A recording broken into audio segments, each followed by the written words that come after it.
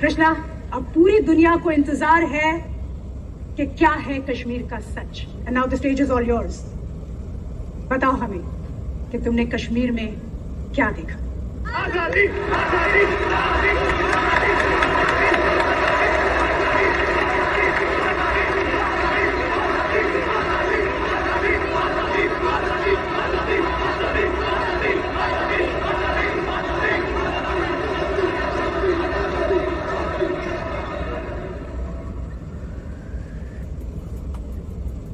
मैंने देखा एक खुला आसमान। उस आसमान के नीचे हिमालय के खूबसूरत पर्वतों से घिरी एक जन्नत है और उस जन्नत में एक ऋषि आते हैं और वहां के एक पर्वत पर बैठकर सालों तपस्या करते हैं। तपस्या यानी रिसर्च। वो रिसर्च करते हैं ताकि उस जन्नत से ज्ञान की गंगा बह सके। उन ऋषि का नाम था ऋषि कश्यप और उन्हीं के नाम पर इस जन्नत का नाम रखा गया Kashmir. Good opening, very inclusive. फिर मैंने देखा शंकराचार्य केरला से पैदल चलते हुए कश्मीर पहुंचे। केरला से कश्मीर जी, उनके पास कोई पुष्पक विमान नहीं था, सो ही लिटरली वॉक्ड। और उन्होंने हिमालय की गोद में बैठकर सालों रिसर्च किया, क्योंकि फिलॉसफी पे वो जो रिसर्च कर रहे थे वो सिर्फ जन्नत में संभव थी, यानी कश्मीर में। जैसे हमारे यहां से best researchers, scientist, students higher education के लिए फॉरेन जाते हैं, उसी तरीके से भारत के कोने कोने से best of the minds Kashmir पहुंचे और अपने अपने स्पेशलाइजेशंस के पंडित बन गए। पंडित लाइक का पीएचडी। मैंने देखा अभिनव गुप्त और उत्पल देव फिलॉसफी पर रिसर्च कर रहे हैं, लोगाक्षी एस्ट्रोनॉमी पर। He was the first astronomer in the world.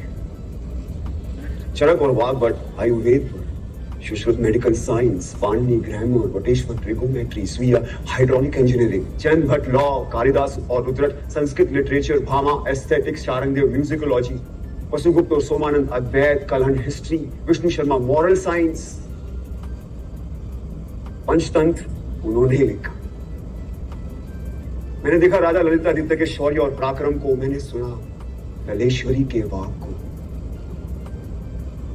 ये जो फिल्में, टीवी, थिएटर, वेब सीरीज, यानी जो कुछ भी हम नेटफ्लिक्स पे देखते हैं, ड्रामा, इस ड्रामा की साइंस यानी नाट्य शास्त्र, जिसे 5वां वेद भी कहा गया है, उसे भरत मुनि ने कश्मीर में ही लिखा। मैंने देखा धीरे धीरे इन हजारों लाखों पंडितों ने कश्मीर को असली जन्नत बना दिया। Kashmir became the seal of quality. इसीलिए ग्रीक्स ने कहा था Kashmir is the cradle of civilisation. Kashmir first millennial की सिलिकॉन वैली थी। ये सब mythology, it's all lie. Bingo. Don't worry, I think this is all a buildup. ये झूठ है और मुझे भी लगता है, क्योंकि हमें तो किसी स्कूल में, कॉलेज में या फिर मेन स्ट्रीम हिस्ट्री की बुक में सब नहीं पढ़ाया गया। क्यों मैम? ये झूठ है ना, अभी तो नहीं पढ़ाया होगा। लेकिन अगर ये झूठ है तो फिर बुद्धिस्ट कश्मीर क्यों है? नागसेन और रविगुप्त क्यों है? वो इसलिए आए क्योंकि Kashmir was the centre of knowledge. ये इन्फो वॉर, नॉलेज का वॉर आज का नहीं है, सदियों से चला आ रहा है। अगर ये झूठ होता तो 1300 में इस्लामिक टायरेंट्स कभी भी कश्मीर में इन्वेड नहीं करते। उन्होंने इसलिए इन्वेड किया क्योंकि उनको पता था कि Kashmir was the world centre of knowledge, और जिसका नॉलेज पे कब्जा वो पूरे वर्ल्ड पे रूल कर सकता।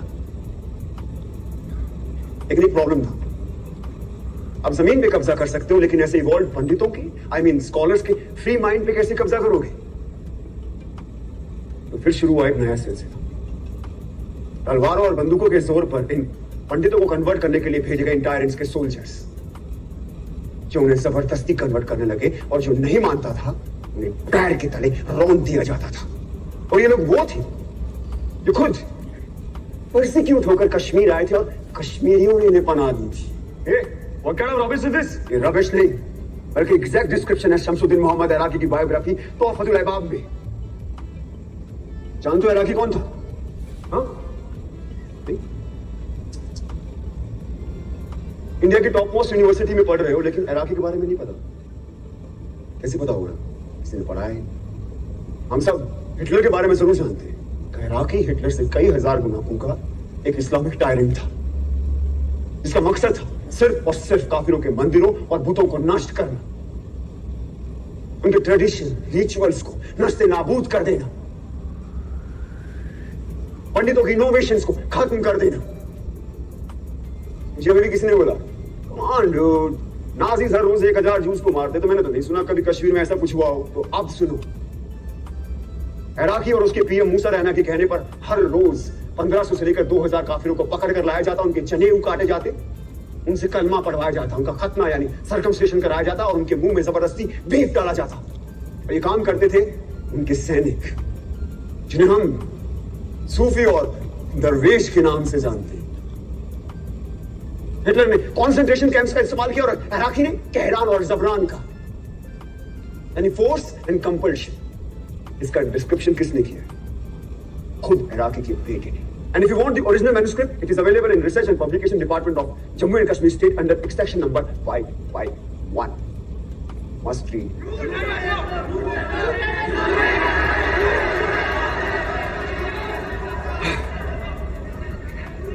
कश्मीर का सच इतना सच है कि हमें हमेशा झूठी लगता है। इस इंडिपेंडेंट इंडिया में, इस डेमोक्रेटिक इंडिया में, इस सेक्युलर इंडिया में उन्हें एक बार फिर तलवारों और बंदूकों के जोर पर मार काट के निकाला गया। गलत चले, गलत चले।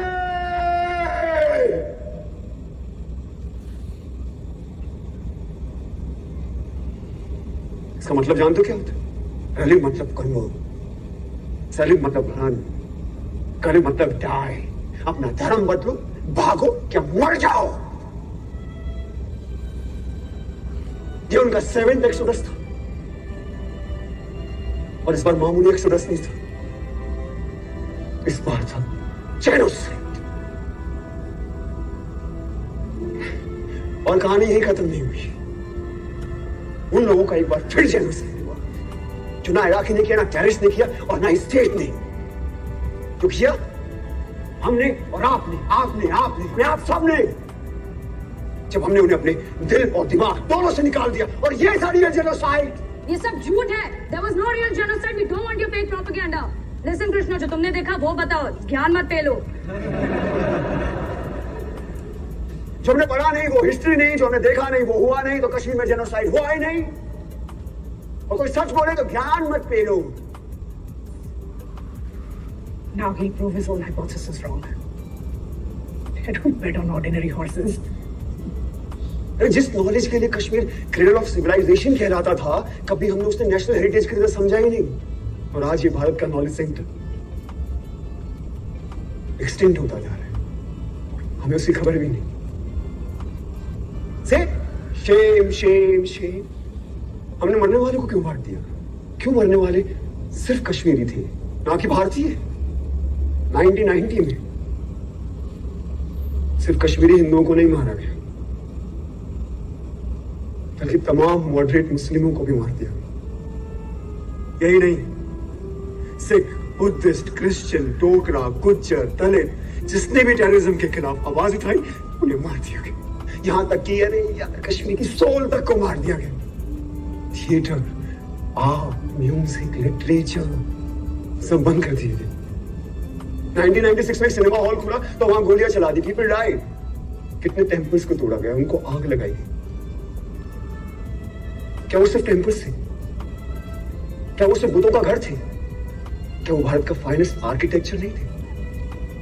क्या वो भारत के महान इतिहास का प्रतीक नहीं थे? क्या वो भारत का स्पिरिचुअल सेंटर नहीं थे? Indian architecture, Indian heritage centre, Indian spiritual centres को डिस्ट्रॉय कर देना क्या कल्चरल जेनोसाइड नहीं है? Stop this rhetoric. Talk fast or shut up. बोलने दो उससे, मैं सुनना चाहता हूँ। मैं भी। बोलो कृष्णा।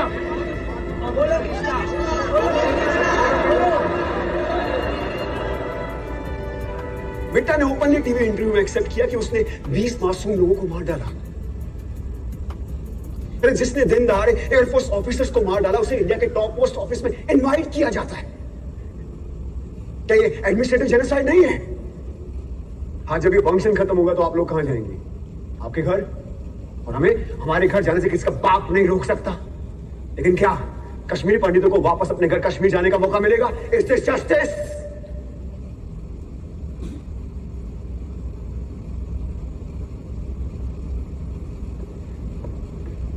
मैं तो एक स्टूडेंट हूं, सो कॉल्ड भारत का यूथ, द फ्यूचर। मैं दुनिया के बारे में ज्यादा जानता नहीं, लेकिन इतना जरूर जानता हूं कि जिस राष्ट्र में राइट टू जस्टिस नहीं, वो राष्ट्र कभी विश्व गुरु नहीं बन सकता। राधिका, प्रोफेसर राधिका मेनन, आपने एक बार मुझसे कहा था कि हर कहानी में एक विलन होता है। बिल्कुल होता है, लेकिन उससे बुरा विलन कोई नहीं जो एक बच्चे से उसकी मां को छीने। कहा जाता है कि जिस जमीन से आपकी जड़ें जुड़ी होती है ना, वो जमीन आपकी मां होती है। तो हां, है कश्मीर मेरी मां। मेरी मां का नाम शारदा था, ये उसकी कहानी है। मेरे भाई का नाम शिव था, ये उसकी कहानी है। तो ये कहानी सिर्फ मेरी मां की नहीं है, आप सबकी भी मां की है।